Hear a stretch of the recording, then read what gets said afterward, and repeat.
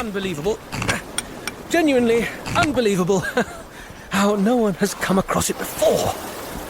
It's ludicrous, really. Oh, it is. And they talk about the Jurassic Coast like it's England's own paradise lost. And the tombs of the painted desert as though any of man's work somehow compare to what the real gods have wrought. Or the lack of them. Those temples in Peru, the sheer mathematical perfection of them. The sun settling through a stone mechanism, perfectly shifting to illuminate a carving of some lost deity. Which does what? Keeps track of the date. Yes, the year, the time. Time. As if that's any kind of useful barometer. Any sort of measurement to be beholden to. Nonsense. Nothing to it, doesn't. Nothing at all. As if banal old accuracy were something to aspire to. As if chaos doesn't finally take the edge off the whole darn shooting match. What's the mirror image of entropy? Where chaos doesn't dissipate but bands together. Needs a new name.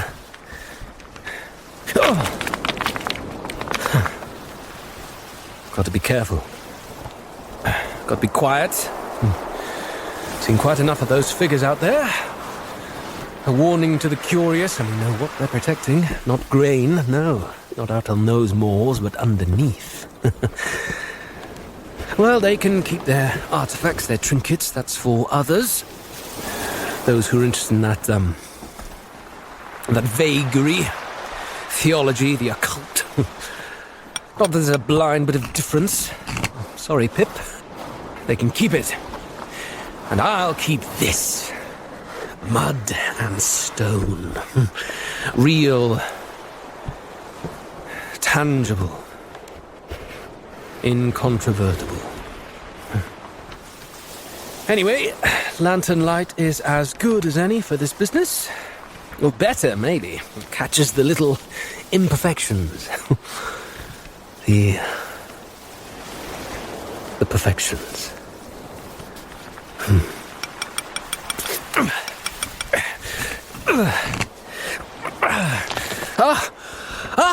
There. Another jaw. Oh, jeez. And there. Second, third, and fourth eye sockets. Still so intact. Remarkable. No space. No space at all. Have to try anyway. Got to get it away somehow. There'll be landslides, other storms, sections of the cliff irretrievably lost. They're all protected. Tragically, an historic section of the Yorkshire coast slid into the sea today due to recent high tides. Bollocks. If I can just prise out this left cranium somehow. Nearly. And... Oh, shit! Shit! No! Oh, God! Oh! Mr. Thompson. Hello, Robert. Mr. and Mrs. Crow. How splendid. It's a bit late for digging, isn't it, Robbie? Yes, I suppose it is. We heard you head out earlier on. Thought you couldn't sleep and was just taking the air, but you've been gone hours. We got worried, didn't we, Peter? Aye, we did. Dangerous, these cliffs at night. And the tides. There's all sorts you can't see in the dark. Edges, burrows, caves. You might slip. Not to mention the sea. Comes in fast. You can be caught out. Yes. Yes, of course. I'm sorry to have woken you. I'm fine, really. What are you looking for? Easier by daylight, surely. We can help you tomorrow. Come on back to the house. We'll get you a drink. You'll be out like a light. No, It looks like you made a right pig's ear of that one anyway, lad. Poor critter. Look, its face is completely smashed. What? Faces, you said faces? His face? I said it's face is completely smashed. Oh, yeah. Will you not come on back up to the house with us? It's well past the witching hour, as they say. Wait. You've no lanterns. How did you, No need. When you lived and walked these coasts long as we have, they're like an extension of your own feet. And it's not too far, really. As the crow flies. Come on, lad. Let's get you back to bed. No, really, I'm fine. You're not at all. You're soaked through. Yeah, I suppose I am, yes. It's bracing. That's all. I don't mind a bit. Thank you. Thank you so much for your concern, but I'll just stay here a while if that's all right. Take in the air. Is that all right? Aye. Well, if we can't twist your arm. Come on, June. The key will be on the latch, lad. Beer on the side. Don't be long. I won't. Thank you again. Just be careful up that slope. We don't want you taking a tumble. He'll be grand, June. He's a grown man. Made that much clear. Oh, all right.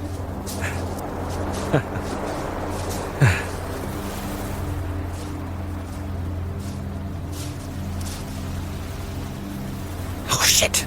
Shit. It's no use. It's really no damn use. I need a team here. Proper equipment. I'm just going to ruin it, but it'll be gone. They'll get rid of it. They'll get rid of it all.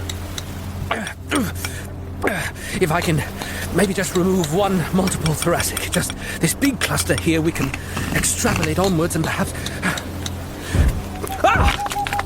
Is that you? I know who you are! Show yourself!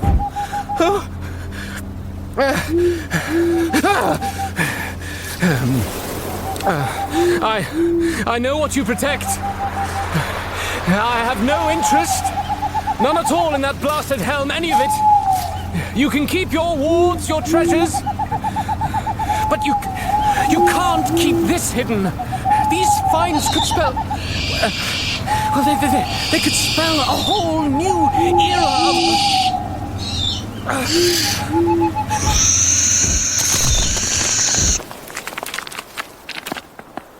You can't stop progress.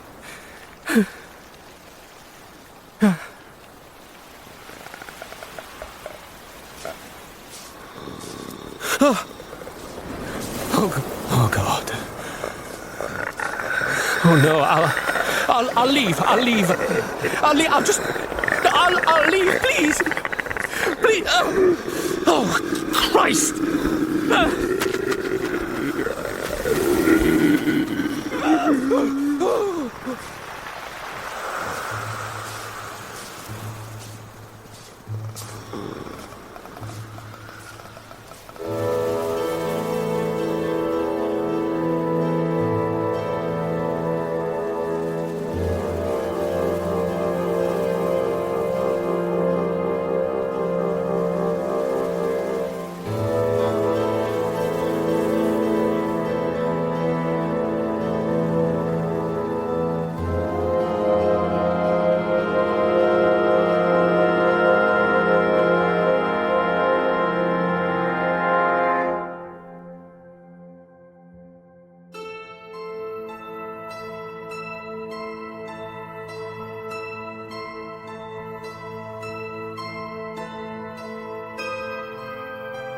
The Apocalypse Players present A Residence at the Bay, a Call of Cthulhu 7th edition scenario written by Danann McAleer in the style of M.R. James, with Joseph Chance as Dr. Henry Carrick-Muir, Dan Wheeler as Reverend Peregrine McCutcheon, Dominic Allen as Lady Helen Marjorie Barmier Potts, and Danann McAleer as the keeper of arcane lore.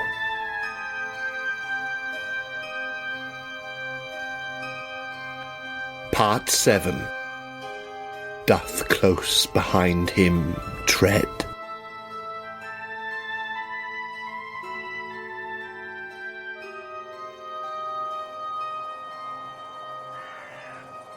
So we find ourselves with the church to our back, wandering into what's almost the sunset now, back across the moor along the goat track.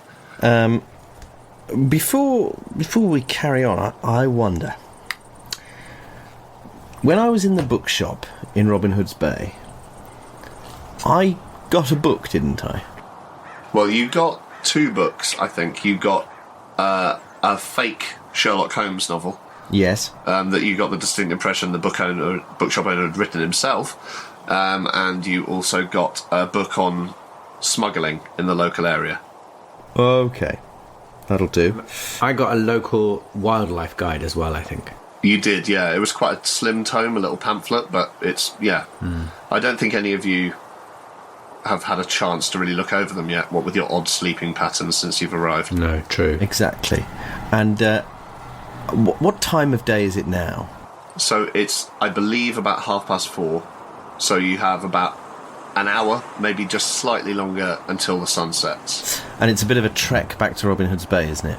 So it's about a mile back to the guest house on the coast, from which it's about maybe a mile from there down to the right to Boggle Hole itself, which you haven't visited yet, or a couple of miles the other way back to Robin Hood's Bay. to Robin Hood's Bay. You might be able to make it, but it was also very steep and muddy. So, yeah. Well, in that case, I while we're walking, I fish around in my pockets and I to find that smuggling book. Oh, yes.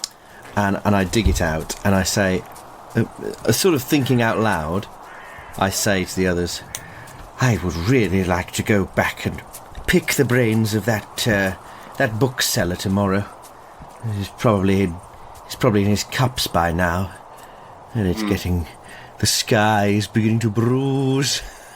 I think it might be a bit late to make it there and back this evening, Lady Marjorie.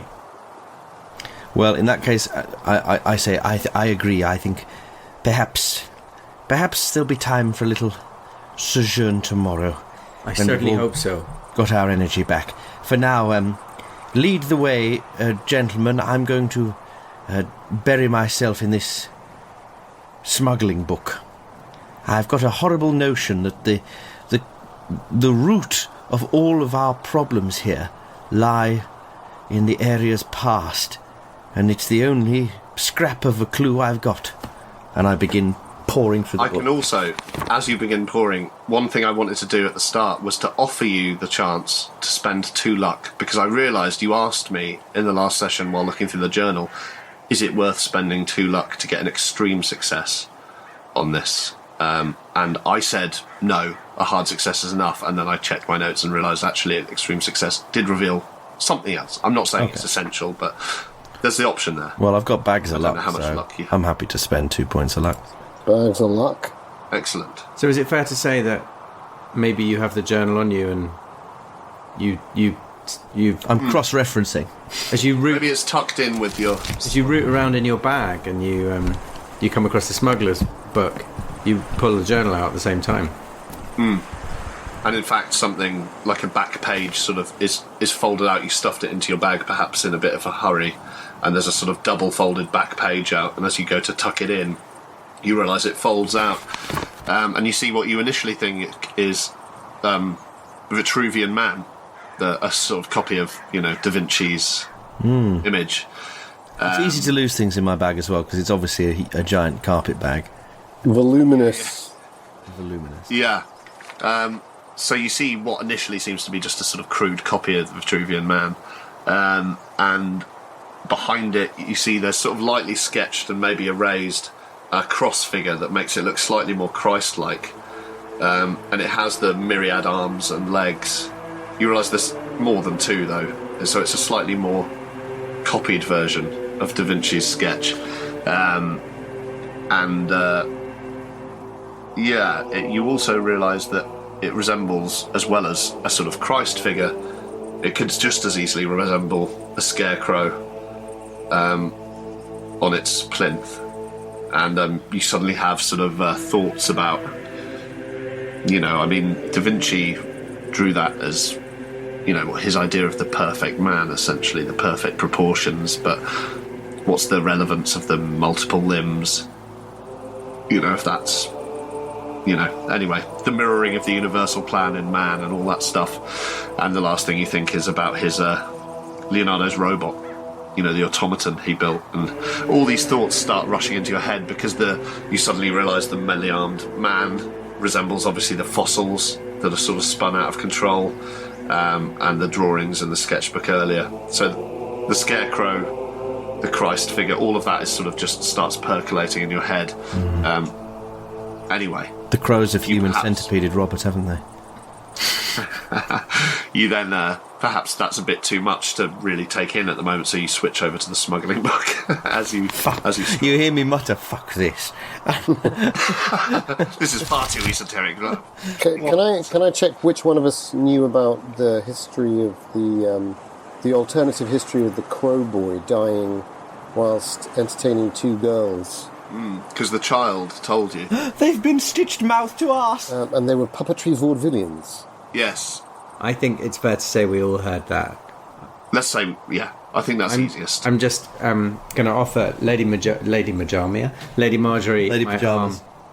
Lady Pyjamas. Lady Marjorie, if you're going to bury your head in that book as we walk, the terrain is slightly uneven, so may I suggest you take my arm? Yes, well, hold on. Don't let me fall. I'll try my best. Are you looking through the book then? In the Yes. sort of the red, the glowing light of the sun drooping? I'll say you probably won't have to. It's not huge, but you won't have time to read it all as you're walking. No. But if No, you no, want I'm to give me a sort of a general sense of it, or is there something specific you're looking for in it as you sort of... I'm kind of skimming with a view to looking for anything that ties... anything that mentions the local area's history. Looking for any recognisable names, like the crows or whatever. Anything related to scarecrows. Anything related to the Anglo-Saxons, the Norse, Beowulf, etc. Anything like that. Or of that era. Yeah. Anything. So, what would that role be? Do you want to do me a... can I do I've got literature as a skill. Yeah, although, actually, in skimming it, I think you're not going to have time to read it, so maybe it's more of a... Not necessarily a spot hidden, but a... Library use? It's more... But you're looking more for the illustrations, which are sort of dotted throughout, I think. Just intelligence, maybe? Or education? I'd take library or education. It's less the literature itself, Annoying, I know, because you've got loads of points in it, but... Well, that's a bad miss. Well... Push the roll. Push the roll. So I'm going to push the roll. Do you borrow an eyeglass from Carignan, perhaps? Or he's got his lens, hasn't he? I think that in order to pick up the speed of my skim reading, I physically pick up the speed of my body. And I move with abandon, with my nose buried in this book, over the... Lady Marjorie, slow down. The cliff... I'm onto something. Careful, the cliff's just there. I can't say anything about cliffs. You're right on the edge. Yes, the cliffs for the smugglers, yes. You're right on the edge and it's a sheer drop. Don't go beetling over the base. One wrong step and that'll be the end of you. 38 on a 59. Everyone was happy with that. Everyone's a little disappointed, aren't they? Ooh! Well, you do notice two things that just spring out to you. Firstly, a few pages in, and it's all about the smugglers of the local area, like the history of that. And you sort of look mainly at the pictures on your way. The first thing you notice is a sort of illustration of a group of smugglers with a lantern and a sort of a cloak, and it's sort of showing the way that they'd lure ships to wreck on the rocks. By sort of mirroring lighthouses or waymarkers. As you look at that picture, and maybe it's because of the dimness of the light, it helps, you see that the classic sort of hats and face masks that they're wearing resemble very much a sort of a pointed down triangle and an almost beak-like shape on the bottom. And you realise that in the gloom it seems that perhaps the image the smugglers are conveying, whether deliberately or accidentally, is that of a crow. Of an owl. Oh yes, I see. Yeah. Makes more sense. Which makes you think, well, maybe there's a connection there between either families in the area or smugglers themselves. Maybe some sort of group uses that as a deliberate symbol. The second thing you notice, slightly towards the end, as you're sort of flicking through, is an image of a sort of marker stone and a house behind it. You immediately recognise it to be the trig point, the marker stone that's out the front of your guest house, and the house in the background must be what the guest house used to be. Of course, what's stood in the block is a strong wooden beam bisected towards the top by another, and you realise there are a row of people with the same hat and mask design lining up, and one hanging from his neck, and you realise that what it clearly is a gallows. Maybe put up on the cliff as a deliberate deterrent would make sense. But yeah, those are the two things you notice whilst sort of skimming through it. Interesting. I say, oh, yeah. Good look, Lord, look at this. Why, there is an illustration in this book. And I would say that is the guest house we are staying in. And I hold it up, and it's a drawing of the guest house with a gallows in front of it, which is where the trig point was outside the guest house. It was actually a gallows. And on it, they're hanging these smugglers who are dressed in such a way that they resemble owls. Ooh. With their hoods and masks. With like, as what in do you make of that? Owl masks? Or they look like owls, don't they? They hanged them up at the guest house. Do they look a bit like owls, or they have proper... Well, it's sort of like the classic smuggler look of the sort of, the tricorns that sort of come down there, and then the sort of these face coverings that go up. It's the same sort of pointed thing as the sort of owl symbol sort of, you've been seeing. The sort of bandit mask that hangs down from under the eyes, right? Yeah, exactly, yeah. That combined... Like a highwayman. So, yeah. Yeah. Yeah, very much. Gotcha. Well, you're right, that looks exactly like the guest house, but when was this carving or drawing made? It must be talking about the 18th century, I would assume. You look maybe at the back of the book. It says it was published maybe like 10 years ago. It's not like an old book. There's no note of on the illustration how old it was, so it could be a modern drawing or it could be a copy. Oh. But is the event dated, or no? No. In fact, if you scan the page briefly, it sort of, you can tell that page is in reference to like a group of smugglers having been caught by the local constabulary and hung as a sort of a message to others in the area. And it's definitely the stone marker is the base of the gallows. You can tell that, and you can tell the guest house behind it. But there's no reference to the date of the specific event. Just that, several attempts were made to sort of deter smugglers by these sort of hangings. I wonder if there's... After you, Pip. I was just going to say it's unpleasant and distasteful, and personally, I think capital punishment is not the way to treat any crime, but it's not out of the ordinary, is it? This is something that does sadly happen, and perhaps it's just coincidence that that's where the gallows was built. Well, yes, I mean, it is perhaps just circumstantial, but I don't know. These things in history, the scars, in local history, the scars, they do tend to linger. They never heal. They have a strange way of reopening themselves. That's certainly true. Very well put. And wouldn't it be fair to say, I mean, I used to know some crofters up above Freakham, and they held to the old Catholic tenets, but they had strange additions thrown in to do with, the old ways.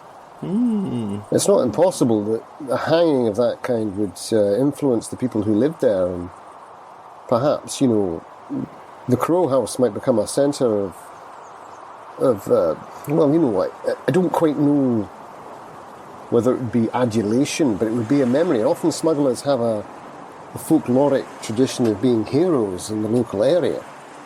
I can't help but notice also that from the description we've all seen of these curious scarecrows that are dotted around the area, there's something strange that it should be the Crow Boy should die in the presence of two puppeteers, or girls who are associated with puppetry vaudevillians. Don't you think that's strange? I don't know how it connects with these owls, but it seems similar in its The only vagueness. connection I've been able to build in my imagination so far, gentlemen, is that the nothing to do with the young man who died. The crows are an entire puzzle of their own, I think. Very confusing, their behaviour and what they're up to. I don't understand. But the owls, if these smugglers, resembling as they do an owl, had decided to... Well, if they had an operation in the local area, one would assume that they would have markers, like thieves... what's it called, cant, where they would, leave marks for each other so that they would know somewhere was safe. Like the mark on the trig. Exactly so. Or so the image of the owl might be a smuggling ring's icon. No, well, I can imagine a magistrate would be keen to hang some men within sight of their crimes. I suppose that would make sense. Indeed.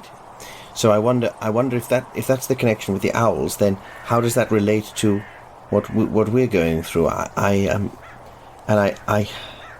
have a horrible feeling the crows are related to all of this in perhaps in a sinister way. You talked about this hand, this burning hand, the two of you. I didn't see it. I didn't. I can't explain it. Does it mean something? Well- Does it mean something outside of this Beowulf reference that I thought was ingenious? I don't remember it myself from the Grendel, but a burning hand, Pip. My only explanation for that is some kind of hallucination brought about by tiredness, or perhaps I give a sort of meaningful sideways glance to Bajamia, or perhaps maybe the influence of some sort of narcotic. Yeah. You don't... Right. Okay. What, you mean they could have drugged us? Someone drugged us, perhaps. Yes, they could have drugged us, I say, now meaningfully looking and nodding at Henry. I want to do a psychology roll on Dr. Carrigmuir to see if I think he has any trace of guilt. And I want to do a psychology roll on Peregrine McCutcheon to see if he is being straight with me. I've rolled a 3. Yes. I've rolled an extreme success. I've got a 24, which sounds good, but let's double check, because yeah, it's solid. Nothing fancy. I guess I'll leave it up to you guys to tell the truth of what you're thinking at the moment. I think Carrigmuir is embarrassed. He's embarrassed to have had to have been so open about it already anyway. But I'm even more embarrassed about the fact that I'm beginning to think for the very first time they might have thought that I was something to do with all of this. So I think I'm flushing. And it's not the walk down from the rectory that's doing it to me. And would it be fair to say that with the extreme success, I'm assuming that's an... Oh, it was an extreme, wasn't it? Mm-hmm. Yeah. I appear to be telling the truth. I mean, I appear to be asking a very basic question, and not with a manipulative angle, and I look embarrassed. Yeah. Other than saying it wasn't me, I don't know that. And your check on me, Emery, I think it was just a solid regular success, was it? I think you get the impression that maybe something has passed between me and Marjorie that you're not privy to.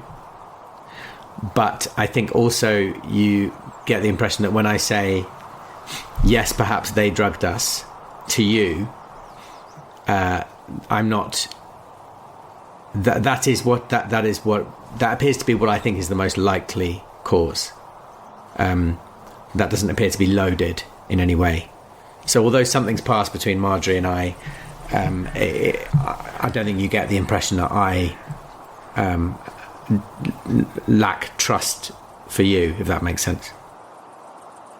Well, on the basis of that, on the back of that, I'll just come out and say, Doctor, did you take it upon yourself to drug us? No.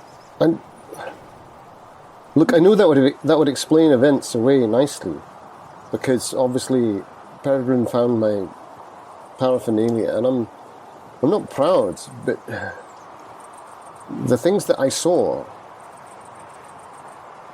Look, if you haven't... If it was by accident, I would understand. Well, no, and I would say that if I felt that I was responsible, but you saw in my kit, Peregrine, a man cannot induce an opium fever in two people.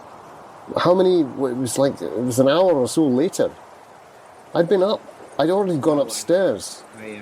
It's not possible, man. But what might be possible is the burning of a different drug and making it look like some sort of occult mystery so that other people will believe in it and be afraid of it. That's what I'm saying. It actually makes me feel better, even though he... I think you're on the same... You've had a similar thought to me about people... He goes white and starts to sweat. People being afraid. Because my thoughts, when you were saying then, I believe you, by the way, that you didn't. I think I was being hopeful that you had, because what I suspect is, or my suspicion is, that if they are the ones who have done this to us, if they have drugged us and staged some elaborate hallucinations, possibly with props or costumes, Aye. that their modus operandi, therefore, is to drive guests at the house insane, and that perhaps that's what they did to poor Robert, so that they could and then keep perhaps him captive. just rob them, or... I think they're up to something much more sinister. I think it's to stop them looking at what's down in the bay and recording it. I had the absolute sensation when I revealed that trig point and those figures were up on the hill watching. I got the surest sensation, Peregrine, that digging is forbidden here because they don't want what's to be known to be uncovered. It's just like those people up above Freakham, I'm telling you. They were a cult of Christians who should not be practicing what they were practicing. I didn't mind that, but the authorities did, and if the authorities found out what was going on here, they would close it down, and they don't want that. And they'd literally kill a man, potentially, to stop it from happening. I have a suggestion then. I was going to say that it looks like once again the rapid onset of darkness has thwarted your ambition to go and look down on the cliff face, but perhaps it would be best to investigate under cover of darkness. If you think that... As you say that, I'm afraid to interrupt, but you realise that as you've stopped to have this argument, the fog has rolled back in and it's on the verge of engulfing you again. Jesus, it rolls in fast. It comes in fast. Why don't we look? Let's get back to the guest house as soon as possible. I don't like to be out in this. We're on the path.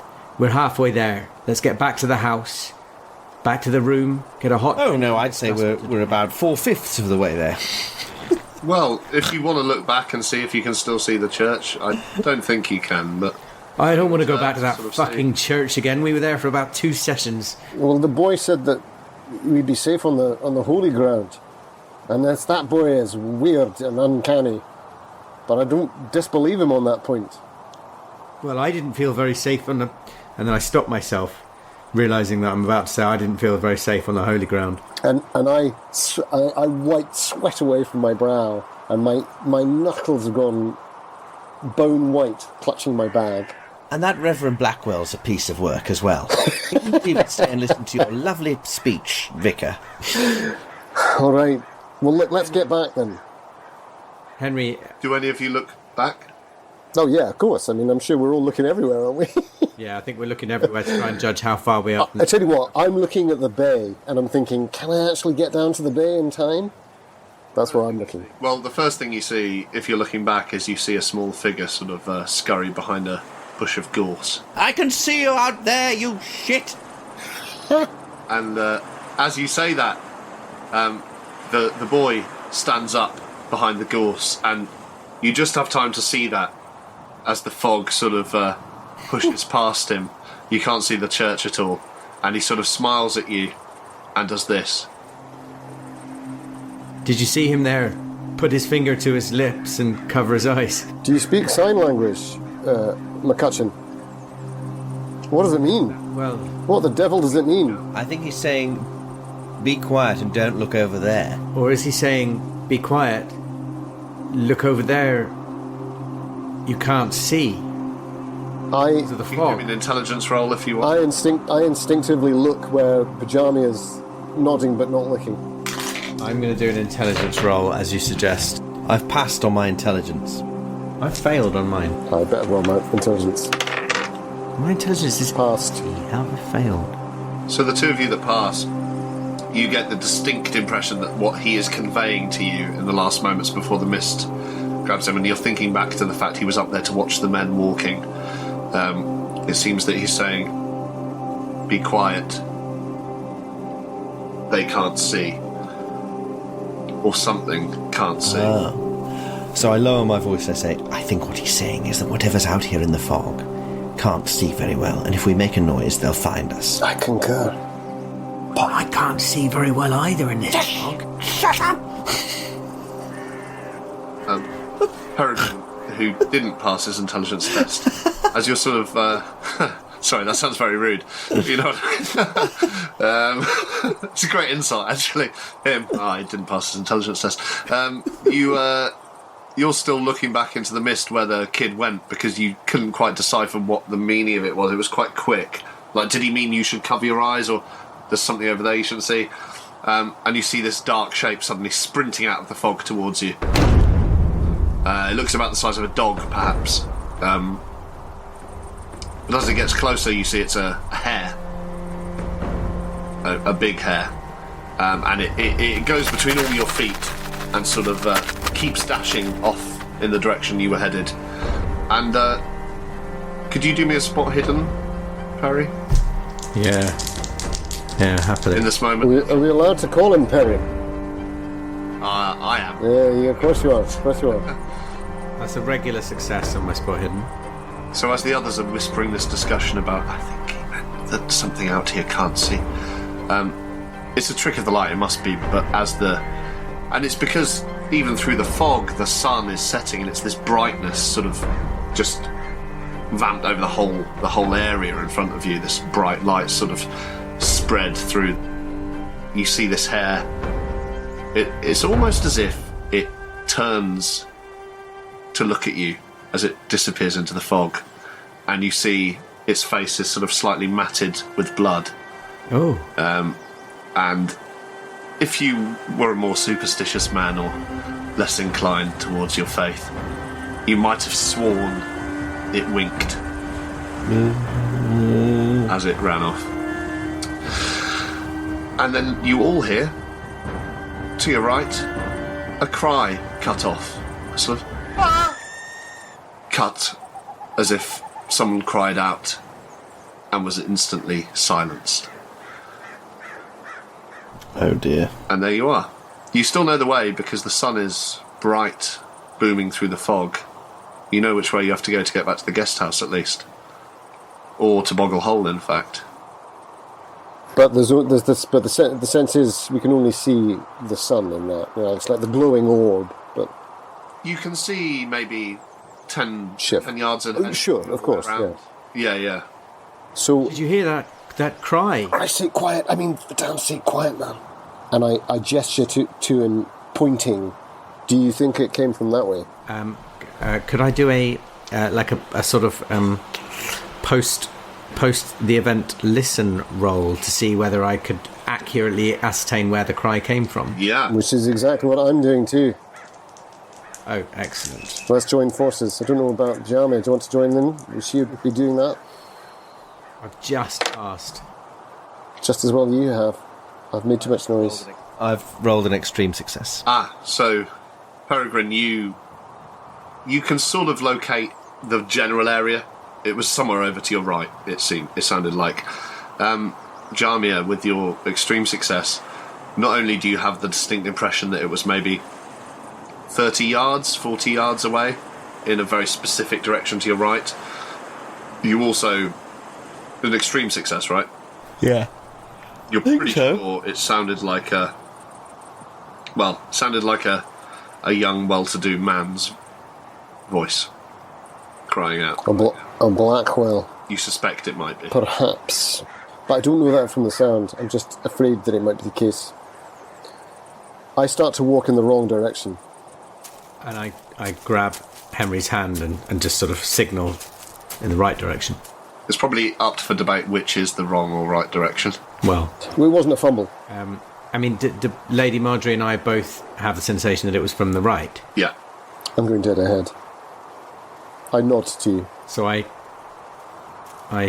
start moving towards where I heard the cry from, and I draw my little knife, little carving switchblade, completely useless against anything bigger than a bit of twig to whittle.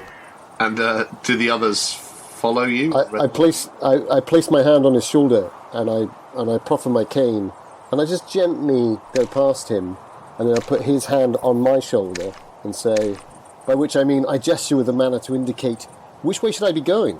The blind leading the blind. Yes. Lady Marjorie, what are you doing? Are you sort of registering this? I'll hold on to Peregrine's shoulder. Do we want to go towards Reverend Blackwell or away from him? Do you actually say that? Yes. I don't think we should talk. Well, which way do you want to go? Towards. We cannot leave him out there. Exactly. He could have tripped. He was over. The sound came from over there. That point. Could you do me a luck roll? I begin to walk. Group or individual? Who's got the lowest luck? Yeah. 58. Mine's 30, sadly. Any advances? Sorry, I've got it written down. 43. Okay, it's me. So 30. Oh, well, it's a hard success. 15. Great. You don't hear anything, so perhaps you assume maybe the level you're speaking at is okay. I mean, after all, it was only this boy who sort of implied you shouldn't be making noise. Who knows if you can trust him anyway? He might just The worm murderer. But yeah, you if you continue to move, you all... Well, who's in front again? I am. You see, as you approach through the mist, in the sort of flickering of it, you suddenly see looming up a sort of... it looks like a Christ-like figure, a scarecrow. I gesture with my backhand to stop, even though Peregrine's... He's still on my shoulder, right? Mm-hmm. So I don't try and knock his arm off. I just hold my left hand up and my walking stick's up in front of me. And I freeze and do the same. It's all got very Silent Hill. You can't see any of its features. It's just a blank shape that, similar to what you've seen on hills, except this one seems to be complete. It isn't missing any arms, and there seems to be a gust of wind, and it sort of swings slightly. I think I look at McCutcheon and I just shake my head and point with my stick to go the way that I think is back towards the Crow House, and my face is resigned, possibly with a degree of regret, depending on how well you can see me. I'm right next to you. I'd like to do a spot hidden on the scarecrow. I know you say I can't see it very well, but I'd like to see whether any movement I can see appears to be appropriate to the amount of wind there is, or whether it appears to be moving independently.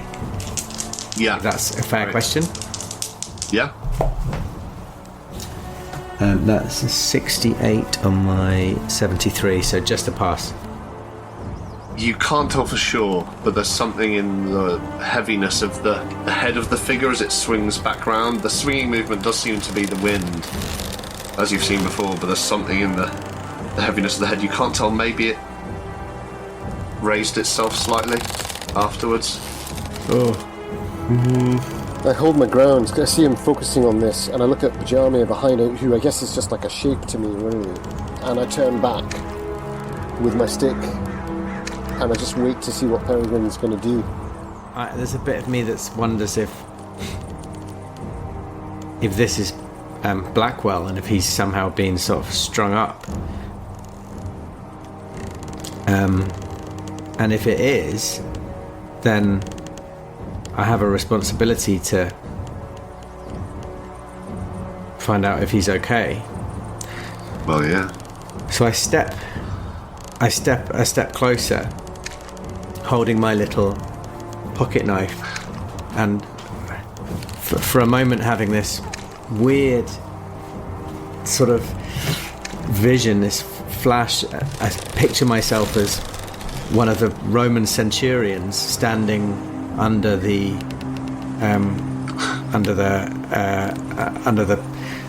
Christ crucified, about to lance a lung to see if there's any fluid in it, and without making such a violent gesture, I'm equally trying to find out whether this figure is alive. And I take a step closer and I say, I know that the others don't want me to make any noise, but I take a breath and I say, oh God, quietly but clearly, Reverend Blackwell? And immediately the fog parts slightly and its crumpled linen face strikes up in your direction, and you hear this low sound, this guttural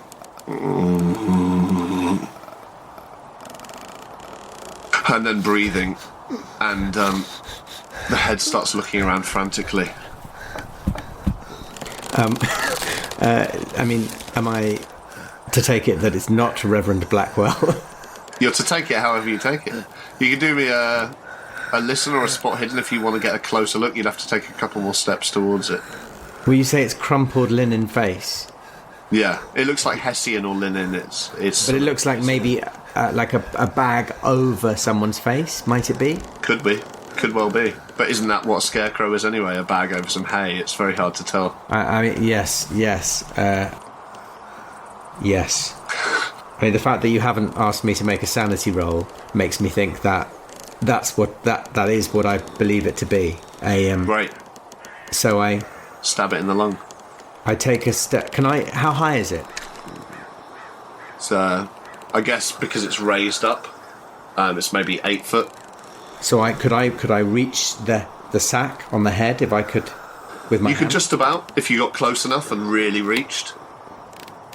So still holding my little knife in my right hand, I move forward and I try to get close enough so I can pull what I think is a sack off James's head. I will try and stop him from doing that. Excellent. Are you going with some speed, Peregrine? Or only by taking his hand or his wrist. If he's going fast to do it, No, I'm going obviously too this- slowly. yeah. I think I'll just try and grab your wrist with my free hand, which is my weaker hand. It's my left hand. Okay. And I look at you, going, "Are you sure?" With my eyes. Well, that's what I'm trying to convey. And I suppose I'm now looking at this linen wrinkle of a face. I don't resist. I don't try and break loose, but I turn back and I say, "Henry, we have God on our side. We have God on our side, Henry. Trust in the Lord." Which god? Famous last words. I look back at Bajamia, but I do let your hand go, and then I hold my cane, my walking stick, really, and I'm just ready to swing. But I'm not even necessarily swinging at this figure. I'm swinging at anything that might come for us. That's the face that looms out of the fog. So you take the sack in your hand. If he lets go of my wrist, I do. I take I do. it back in my hand. Hang on. The Reverend's taking the doctor's sack in his hand. It's the Odchester way. It is indeed. It is. I'm going to rephrase that slightly just for the recording. But as you, no, I'll keep that all in. As the Reverend reaches up, you pull on this Hessian material, and it feels damp in your hand. It feels like moist and slightly cold. As you pull, it sort of starts to reveal. The first thing you see is a metal shine. What could be a collar. And you realise there are chains running down its shoulders. And as you slowly lift this sort of crumpled material, the breathing becomes more ragged, and you see the beginnings of what seems to be a face. A face underneath